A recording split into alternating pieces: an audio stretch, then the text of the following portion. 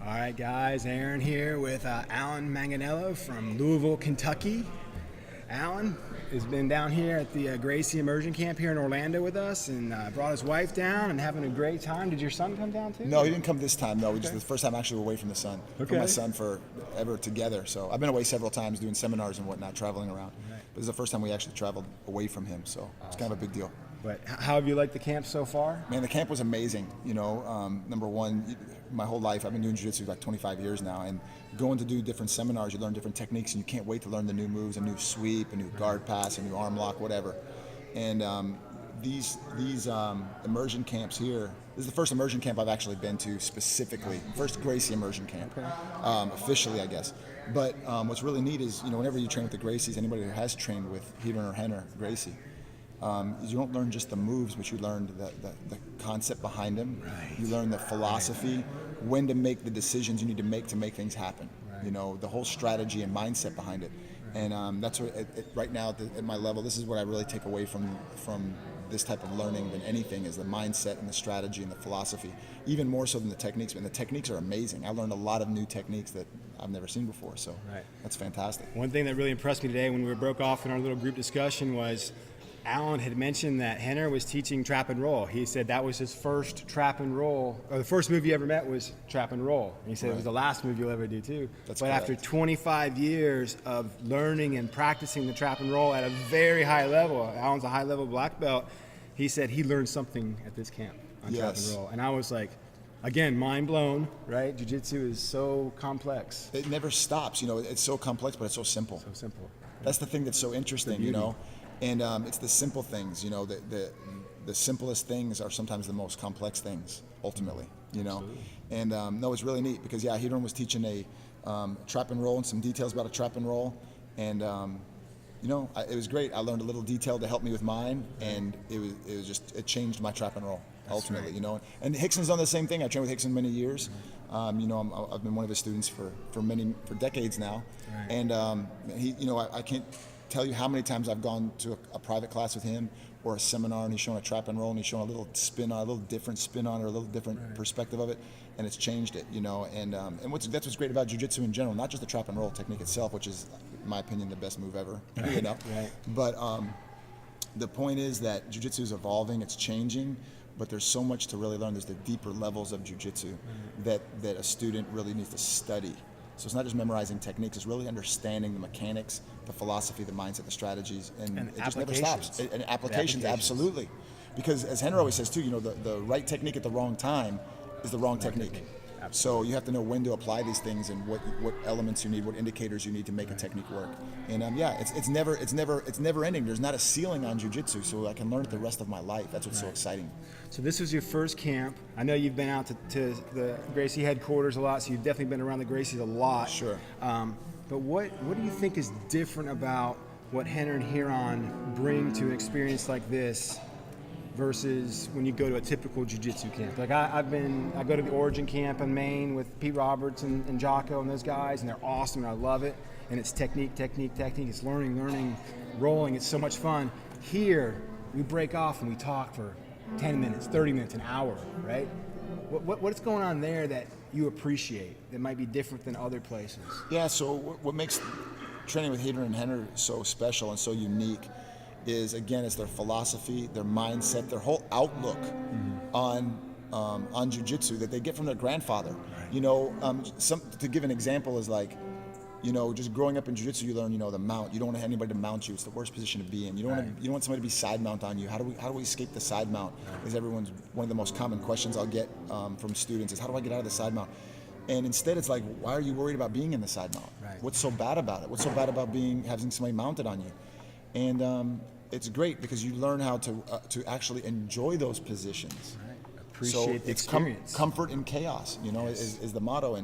And you know, Hickson taught me that in a lesson to himself. You know, he said, you know, if you can be comfortable in hell, problems don't exist. That's it. So when you learn how to be in positions to where you think you're in hell, but really you learn how to be comfortable there, after a while, what's the worst thing that can happen to you? It doesn't exist. So you're comfortable everywhere. When you can be comfortable everywhere, you know, first it's very common for a student to learn how to be comfortable in the mounted position, have somebody, to be mounted on someone, to be comfortable holding them in side mount, to be comfortable holding them in the guard. But really, jiu-jitsu is about being comfortable no matter what position you're in. Right. Anywhere, anytime. And exactly, the positions that you feel are intuitively bad, that you feel that naturally you feel, gosh, I don't want to be here. It's okay, be there. Right. What can I do from here? Not how do I get out of here? Right. And so after a while, you don't even worry about the escapes are great once you see the opportunity, but the escapes aren't the important part. It's not the priority anymore. Right. The priority is being comfortable here. And to be comfortable here, I have to be able to defend myself from here. And Hiron was talking about, and I think Henry mentioned it too, the way that they find comfort is in observing where they are and appreciating where they are in the moment before trying to advance or anything else. Controlling the moment, right? They're still in control of the moment, whether they're in an inferior position or a dominant position. And I think Hiron would say there is no inferior position, right? Correct. So, thank you. That was awesome. I think what sums it up for me is when I come to a Hiron and a Henner Gracie event, when I go to anything with a CTC and with good representatives that they have, when I go to Allan's school in Louisville, he's teaching the same things that Henner and Hiron are. I love going to his school, by the way. If you're in Louisville, you've got to check it out. Is the lifestyle application. Like, how do we apply jiu-jitsu to our relationship with our spouses, our children, in our businesses, with our friends, in our communities, right? And I get that, and everything that I hear from those guys is, from bringing that child down, that family down for the Make-A-Wish. Yes. To the conversation we have with Evandro when he's just talking about there is no belt. What's a belt? I'm a blue belt, you're a black. What does that even mean? I'm a human being, you're a human being. That's exactly right. Human being. Yeah, for instance, we did rolling sessions, each night of the immersion camp. So we had 3 nights where we come in and roll. People don't have their belts on. Right. And I enjoyed that, It's not like I want to hide or anything, and I don't want, but it's like there's no prejudgment no matter what. I don't have any expectations from anyone. Everyone's a person, just a person. And it's like, hey, do you want to roll? Do you want to train? Right. And it doesn't matter what belt you are, how long you've been doing it. You could just start. We have people that today was their first day ever doing jiu-jitsu. Awesome. And we've had people in there, like myself, been doing it 25 years. Right. And everyone's interacting with everyone, and everyone can benefit from everyone. Yeah.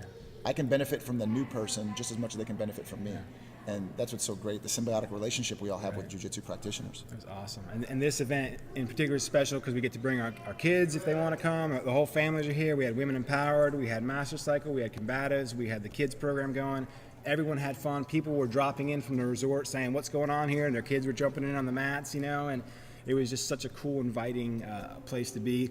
I wanted to mention one last thing. It was quite an amazing honor to be here to witness Allan getting his second black belt from Henner and Hiron to kind of honor, the work that you've done under them in the last 5 years, right? Correct. It meant a lot to me, and basically, just to clarify, it wasn't a promotion. It wasn't anything like that.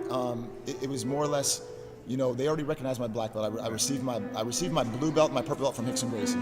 I received my brown belt, my black belt from Pedro Sauer. I got my first degree on my black belt from Rickson himself, and then I got my second and third degree from Pedro Sauer. So they obviously recognized my black belt already when I came with them directly. I've known Hiron and Henner since they were little kids, but since I followed their program on becoming a certified training center and learning the Gracie University curriculum, hardcore, getting into it, diving into it, digesting it, devouring this material that's on Gracie University, which is absolutely amazing. Absolutely. 100%. And if I can't recommend highly enough to anybody, whether you're brand new or you're a high-level black belt, get on Gracie University and learn those techniques. Absolutely. Devour it. It'll help your jiu-jitsu. Anyway, the last 5 years, I've really devoured that information, been practicing it, been drilling it, been applying it. And they just called me up and recognized me to where they wanted to hand me one of their black belts with their logo. Right.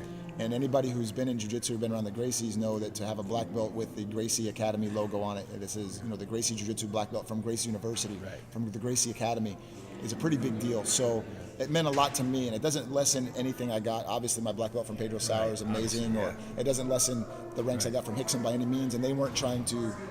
That's not what they were doing at all. They just wanted to say, hey, we want you to have one of our black belts. Right. Just a way to honor. Just a way to honor. For following their system too. It's the same system. I mean, obviously Rickson and Pedro Sauer, they're the masters of the game, right? Of course, so you of course. already And they have learn from that. Elio Gracie too. So that's one thing. But just to show that because of the dedication I put in with Gracie University, teaching, going around with them, teaching GST for law enforcement The for so long now, self-defense. teaching seminars all over the world and whatnot, doing the curriculum to a T, starting with the combatives program. Even though I was a black belt, they wanted to honor me by saying, "Hey, here's one of our black belts from our academy." So awesome. And wear it with pride. And I couldn't have been more proud, to be able to accept that belt. So that meant a lot to me. Well, man, thank you so much for taking time. Thank you, An Aaron. honor to see you Appreciate it. again. Appreciate it. I look forward to it. Signing off. See you guys. Take care.